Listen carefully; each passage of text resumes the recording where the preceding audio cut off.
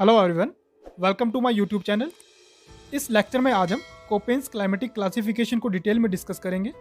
Koppen climatic classification को हिंदी में Koppen जलवायु वर्गीकरण कहा जाता है और जैसा कि कोपेन शब्द से पता चल रहा है, यह जलवायु वर्गीकरण व्लादिमीर कोपेन, जो कि एक जर्मन बॉटनिस्ट और क्लाइमेटोलॉजिस्ट थे, उनके द्वारा सन 1900 ईस्वी में दिया गया। इस जलवायु वर्गीकरण में समय समय पर बहुत से बदलाव किए गए, जिसमें कि सबसे पहला बदलाव सन 1918 में किया गया। उसके बाद सन 1931 में जब कोपेन के द्वारा फर्स्ट वर्ल्ड क्लाइमेटिक मैप यानी कि विश्व जलवायु मानचित्र बनाया गया। फिर 1936 में और फिर 1953 में और बदलाव किए गए, जिसके बाद इस जलवायु वर्गीकरण को कोपेन गीगर पॉल जलवायु वर्गीकरण के नाम से भी जाना गया। बात की जाए क्लासिफिकेशन क्राइटेरिया की, तो यह जलवायु वर्गीकरण मुख्यतः दो मापदंडों पर आधारित है। First temperature, second precipitation. Temperature यानी कि तापमान, जिसमें कि वर्ष के सबसे गर्म तथा सबसे ठंडे महीने के औसत मासिक तापमान को लिया गया। सेकंड प्रेसिपिटेशन, जिसमें कि वर्षण की मात्रा को आधार बनाया गया। कोपेन के अनुसार किसी स्थान विशेष में पाई जाने वाली वनस्पति का वितरण उस स्थान की जलवायु को प्रत्यक्ष रूप से अभिव्यक्त या प्रदर्शित करती है। इसलिए उन्होंने डी कैंडोल, जो कि एक फ्रेंच प्लांट फिजियोलॉजिस्ट थे, उनके द्वारा सन 1874 में दिए गए वनस्पति वितरण को ध्यान में रखकर विश्व की जलवायु को 5 प्राथमिक वर्गों में वर्गीकृत किया, जिन्हें कि अंग्रेजी भाषा के बड़े अक्षरों A, B, C, D और E से प्रदर्शित किया गया। बाद में इस क्लासिफिकेशन में H अक्षर को भी जोड़ा गया और इस प्रकार इन प्राथमिक वर्गों की संख्या 5 से बढ़कर 6 हो गई। अब हम A, B, C, D, E और H इन सभी मेजर क्लाइमेटिक टाइप्स को वन बाय वन डिस्कस करेंगे। तो सबसे पहले बात की जाए अल्फ़ाबेट A की, जिसका इस्तेमाल ट्रॉपिकल ह्यूमिड क्लाइमेट यानी कि उष्ण कटिबंधीय आर्द्र जलवायु को प्रदर्शित करने के लिए किया गया है, जो कि ऐसे जलवायु क्षेत्र हैं जो साल भर गर्म रहते हैं।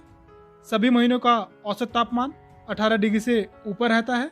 यहाँ तक कि साल के सबसे ठंडे महीने का औसत तापमान भी 18 डिग्री सेल्सियस से ऊपर बना रहता है। या फिर हम कह सकते हैं यह ऐसे जलवायु क्षेत्र है जहाँ पर सर्दियों का मौसम नहीं होता। इसी प्रकार अल्फ़ाबेट बी से ड्राई और डेजर्ट क्लाइमेट अर्थात शुष्क व मरुस्थलीय जलवायु को प्रदर्शित किया गया है और इसमें ऐसे जलवायु क्षेत्रों को शामिल किया गया है जहां वर्षण की मात्रा बहुत कम होती है, या फिर हम कह सकते हैं कि वर्षण की तुलना में वाष्पीकरण अधिक होता है। अल्फ़ाबेट सी वार्म टेम्परेट यानी कि उष्ण शीतोष्ण जलवायु क्षेत्र, जहां पर जलवायु क्षेत्र ए की अपेक्षा ठंड अधिक होती है। सबसे अधिक ठंडे महीने का औसत तापमान -3 डिग्री सेल्सियस से तो अधिक रहता है, किंतु 18 डिग्री सेल्सियस से कम होता है और सबसे गर्म महीने का औसत तापमान 10 डिग्री सेल्सियस से अधिक बना रहता है, जिसका अर्थ है यह ऐसा क्षेत्र है जहां पर गर्मी व सर्दी के मौसम पाए जाते हैं। बात की जाए अल्फ़ाबेट डी की, तो इसका इस्तेमाल कोल्ड टेम्परेट क्लाइमेट यानी कि शीतोष्ण कटिबंध जलवायु क्षेत्रों के लिए किया गया है, जो कि ऐसे जलवायु क्षेत्र है जहां पर सबसे गर्म महीने का औसत तापमान तो सी क्लाइमेट टाइप की तरह 10 डिग्री सेल्सियस से अधिक रहता है, लेकिन सबसे ठंडे महीने का जो औसत तापमान है वो -3 डिग्री सेल्सियस से भी कम रहता है। इसी प्रकार अल्फ़ाबेट ई पोलर क्लाइमेट अर्थात ध्रुवीय जलवायु के लिए इस्तेमाल में लाया गया है, जो कि ऐसे क्षेत्र होते हैं जहाँ पर सबसे गर्म महीने का औसत तापमान भी 10 डिग्री सेल्सियस से कम ही रहता है, या फिर हम कह सकते हैं कि गर्मी का मौसम बहुत छोटा होता है या फिर ना के बराबर होता है। इसी प्रकार अल्फ़ाबेट एच, जिसे कि बाद में जोड़ा गया, और इस अक्षर का इस्तेमाल पर्वतीय क्षेत्रों की जलवायु को दर्शाने के लिए किया गया है। तो इस प्रकार हम कह सकते हैं कि 5 मेजर क्लाइमेटिक टाइप्स या फिर 6 मेजर क्लाइमेटिक टाइप में से जो 4 मेजर टाइप्स हैं A, C, D और E, ये तापमान के आधार पर बने हैं, और एक क्लाइमेट टाइप जो कि B वर्षा के आधार पर बना है। कोपेन जलवायु वर्गीकरण में इन मुख्य जलवायु वर्गों को इनमें पाए जाने वाली तापमान व वर्षण की मौसमी विशेषताओं के आधार पर फिर से उपवर्गों में विभाजित किया गया है, जिन्हें कि अंग्रेजी भाषा के छोटे व बड़े अक्षरों से दर्शाया गया है, जैसे कि small F, small M, small S, small W, capital S, capital W, capital T and capital F इत्यादि। जिसमें स्मॉल एफ का मतलब है ऐसे क्षेत्र जहां पर साल के हर महीने में वर्षा होती है और हर महीने में होने वाली वर्षा की जो मात्रा है वो 6 सेंटीमीटर से अधिक रहती है। एम यानी कि मानसूनी वर्षा वाले क्षेत्र। स्मॉल एस का मतलब है ड्राई इन समर, जिसका अर्थ है ग्रीष्म ऋतु शुष्क रहती है, जिसे कि भूमध्य सागरीय जलवायु भी कहते हैं। स्मॉल डब्ल्यू का मतलब है ड्राई इन विंटर्स, जहाँ पर शरद ऋतु शुष्क रहती है और इसे सवाना टाइप ऑफ क्लाइमेट भी कहते हैं। इसी प्रकार कैपिटल एस का इस्तेमाल स्टेपी क्लाइमेट यानी कि अर्ध शुष्क जलवायु वाले क्षेत्रों के लिए किया गया। यह ऐसे क्षेत्र है जहाँ पर जो वर्षा की मात्रा है वह 40 से 75 सेंटीमीटर तक होती है। इसी प्रकार डब्ल्यू जो कि ड्राई क्लाइमेट यानी कि शुष्क जलवायु को दर्शाने के लिए इस्तेमाल में लाया गया और यह ऐसा क्षेत्र है जहाँ पर पूरे साल में होने वाली जो वर्षा की मात्रा है वो 25 सेंटीमीटर से कम रहती है। इसी प्रकार टी जो अक्षर है उसका इस्तेमाल टुंड्रा क्लाइमेट के लिए और एफ का इस्तेमाल ऐसे क्षेत्रों को दिखाने के लिए किया गया जो कि साल भर बर्फ से ढके रहते हैं। तो इस प्रकार आप देख सकते हैं कि जलवायु के प्रमुख प्रकारों में जलवायु के उप प्रकार भी पाए जाते हैं, जिन्हें कि यहाँ सारणी में दिखाया गया है। जैसे कि प्राथमिक जलवायु प्रकार ए जो कि एक उष्णकटिबंधीय जलवायु क्षेत्र है, लेकिन इस जलवायु क्षेत्र में तापमान व वर्षण की मात्रा में विभिन्नता के कारण कुछ जलवायु उप प्रकार बनते हैं। जैसे कि ए एफ जो कि कैपिटल ए और स्मॉल एफ के कॉम्बिनेशन से बना है। कैपिटल ए जैसा कि हम पहले भी डिस्कस कर चुके हैं उष्णकटिबंधीय जलवायु को दिखाने के लिए इस्तेमाल में लाया गया अक्षर है और स्मॉल एफ जो है वो ऐसे क्षेत्रों को दिखाने के लिए इस्तेमाल किया जाता है जहाँ पर साल के हर महीने में वर्षा होती है। तो इस प्रकार ए एफ एक ऐसा उष्णकटिबंधीय जलवायु क्षेत्र है जहाँ पर हर महीने वर्षा होती है और हर महीने होने वाली जो वर्षा की मात्रा है वो 6 सेंटीमीटर से अधिक रहती है। इसी प्रकार ए एम जो कि कैपिटल ए और स्मॉल एम के कॉम्बिनेशन से बना है। ए फिर से उष्णकटिबंधीय जलवायु के लिए इस्तेमाल में लाए जाने वाला अक्षर और स्मॉल एम ऐसे क्षेत्रों को दिखाने के लिए इस्तेमाल में लाए जाने वाला अक्षर है जहाँ पर मानसून के दौरान वर्षा होती है। तो इस प्रकार ए एम उष्णकटिबंधीय जलवायु का ऐसा क्षेत्र जहाँ पर केवल मानसून के दौरान वर्षा होती है। बात की जाए ए डब्ल्यू की, तो जैसा कि हम पहले भी डिस्कस कर चुके हैं स्मॉल डब्ल्यू का मतलब है ड्राई इन विंटर। तो उष्णकटिबंधीय जलवायु का ऐसा क्षेत्र जो सर्दियों में शुष्क रहता है, अर्थात यहाँ सर्दियों में वर्षा नहीं होती और ऐसे क्षेत्रों को सवाना प्रकार की जलवायु भी कहा जाता है। इसी प्रकार ए एस और स्मॉल एस का मतलब है ड्राई इन समर। तो ए एस का अर्थ है उष्णकटिबंधीय जलवायु का ऐसा क्षेत्र जो गर्मियों में शुष्क रहता है, अर्थात यहाँ गर्मियों में वर्षा नहीं होती, लेकिन उष्णकटिबंधीय क्षेत्रों में ऐसा उप प्रकार कम ही पाया जाता है जहाँ पर गर्मियों में वर्षा ना हो।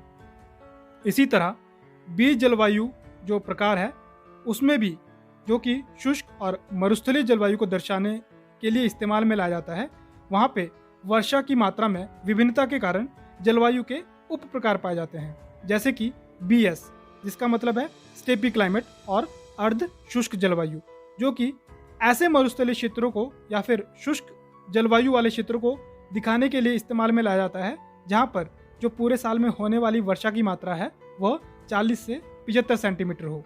इसी प्रकार बी डब्ल्यू जो कि शुष्क मरुस्थलीय क्षेत्रों को दिखाने के लिए इस्तेमाल में लाया जाता है जहाँ पर जो पूरे साल में वर्षा की जो मात्रा है वो 25 सेंटीमीटर से भी कम हो। तो इस प्रकार हम कह सकते हैं कि बी एस जो कि अर्ध शुष्क जलवायु को दिखाने के लिए और बी डब्ल्यू शुष्क जलवायु को दिखाने के लिए इस्तेमाल में लाए जाने वाले अक्षर है। इसी प्रकार सी जलवायु क्षेत्र में भी CF, CW, CS जलवायु के उप प्रकार पाए जाते हैं।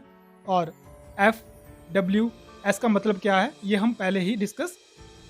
C जलवायु क्षेत्र की तरह ही D जलवायु क्षेत्र, जो कि शीतोष्ण कटिबंधीय जलवायु को दिखाने के लिए इस्तेमाल किया जाता है, वहाँ पर DF, DW, DS जलवायु के उप प्रकार पाए जाते हैं।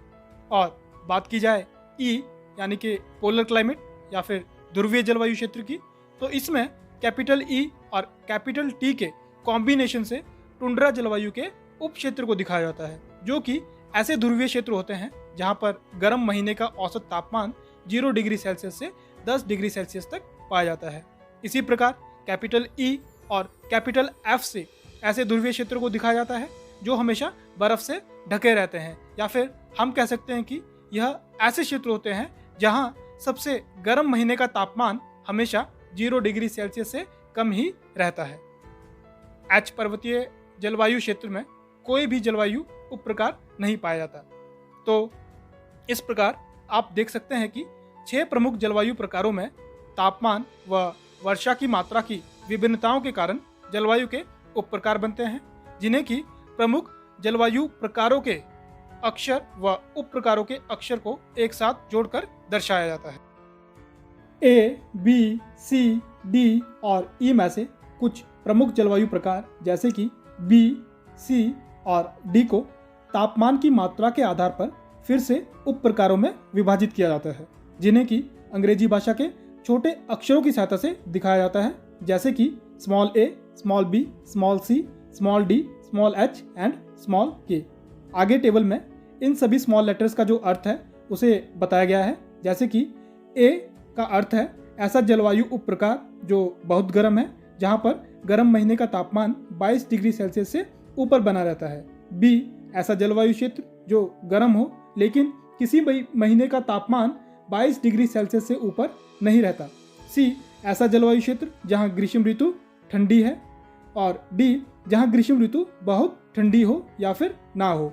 इसी प्रकार स्मॉल h का इस्तेमाल गर्म या फिर उष्ण मरुस्थलीय जलवायु को दर्शाने के लिए और स्मॉल k का इस्तेमाल ठंडे या फिर शीतोष्ण मरुस्थलीय जलवायु को दर्शाने के लिए किया जाता है।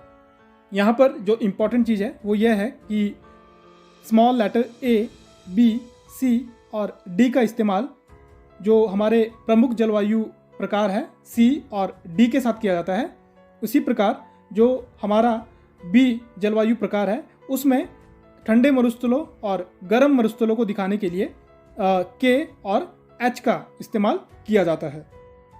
जैसे कि हम पहले भी डिस्कस कर चुके हैं कि लेटर B जिसका इस्तेमाल शुष्क या मरुस्थलीय क्षेत्रों को दर्शाने के लिए किया जाता है, और इस शुष्क या मरुस्थलीय जलवायु के वर्षा की मात्रा की विभिन्नता के कारण 2 उप प्रकार बनते हैं, जिन्हें BS और BW से दर्शाया जाता है। कुछ मरुस्थलीय क्षेत्र ऐसे होते हैं जहां पर पूरे साल में जो वर्षा की मात्रा है वो बहुत कम होती है, और कुछ मरुस्थलीय क्षेत्र ऐसे होते हैं जहां पे पूरे साल में होने वाली जो वर्षा की मात्रा है वो अपेक्षाकृत अधिक होती है। तो ऐसे मरुस्थलीय क्षेत्र जहां पर पूरे साल में वर्षा की मात्रा 40 सेंटीमीटर से 75 सेंटीमीटर तक होती है, उन्हें स्टेपी या फिर अर्ध शुष्क मरुस्थलीय क्षेत्र कहा जाता है, जिन्हें कि कैपिटल B और कैपिटल S के कॉम्बिनेशन से दिखाया जाता है। इसी प्रकार कुछ मरुस्थलीय क्षेत्र जहां पर पूरे साल में जो वर्षा की मात्रा है वो 25 सेंटीमीटर से भी कम होती है, उन्हें शुष्क मरुस्थलीय क्षेत्र कहा जाता है, और इन्हें कैपिटल B और कैपिटल W के कॉम्बिनेशन से दिखाया जाता है। इसी प्रकार तापमान की विभिन्नता के कारण यह जलवायु प्रकार 4 अन्य उप प्रकारों में विभाजित किए जाते हैं, जिन्हें BSH, BSK, BWH और BWK के द्वारा दिखाया जाता है।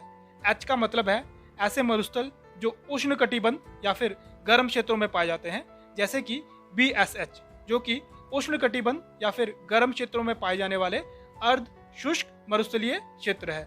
और इसी प्रकार BWH जो कि गर्म क्षेत्रों में या फिर उष्ण कटिबंधीय क्षेत्रों में पाए जाने वाले शुष्क मरुस्थलीय क्षेत्र है। इसी प्रकार के अक्षर का अर्थ है ऐसे मरुस्थल जो कि शीतोष्ण कटिबंध यानी ठंडे क्षेत्रों में पाए जाते हैं, जैसे कि BSK जो कि ठंडे क्षेत्रों में या फिर शीतोष्ण कटिबंध में पाए जाने वाले अर्ध शुष्क मरुस्थल है, और BWK जो कि ठंडे क्षेत्रों में या फिर शीतोष्ण कटिबंधीय क्षेत्रों में पाए जाने वाले शुष्क मरुस्थलीय क्षेत्र है। इसी प्रकार आप इस टेबल में देख सकते हैं कि सी जलवायु क्षेत्र में CS, CW और CF के साथ A, B और C अक्षर को जोड़कर जलवायु के उप प्रकार बनते हैं, और इसी प्रकार D जलवायु क्षेत्र में भी DS, DW, DF के साथ A, B, C और D अक्षरों को जोड़कर जलवायु के अन्य उप प्रकार बनते हैं। और इन सभी अक्षरों का मतलब क्या है वो हम डिटेल में डिस्कस कर चुके हैं।